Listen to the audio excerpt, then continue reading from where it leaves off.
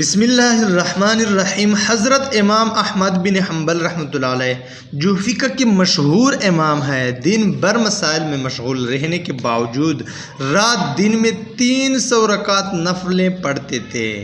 حضرت سعید بن جبیر رحمۃ اللہ علیہ ایک رکعت میں پورا قرآن شریف پڑھ لیتے تھے۔ حضرت محمد بن منکدر رحمۃ اللہ علیہ حفاظ حدیث میں ہیں، ایک رات تہجد میں اتنی کثرت سے روئے کہ حد نہ رہی۔ کسی نے دریافت کیا تو فرمایا تلاوت میں یہ آیت آ گئی تھی، وَبَدَا لَهُم مِّنَ اللَّهِ مَا لَمْ يَكُونُوا يَحْتَسِبُونَ آخر تک سورہ زمر رکوع نمبر 5 اوپر کی آیات میں اس کا ذکر ہے۔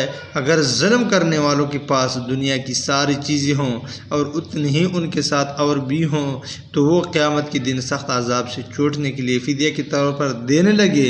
اس کے بعد ارشاد ہے وَبَدَا لَهُمْ، اور اللہ کی طرف سے ان کے لیے عذاب قبر وہ معاملہ پیش آئے گا جس کا ان کو گمان بھی نہ تھا، اور اس وقت ان کو اپنی تمام بدعمالیاں ظاہر ہو جائیں گی۔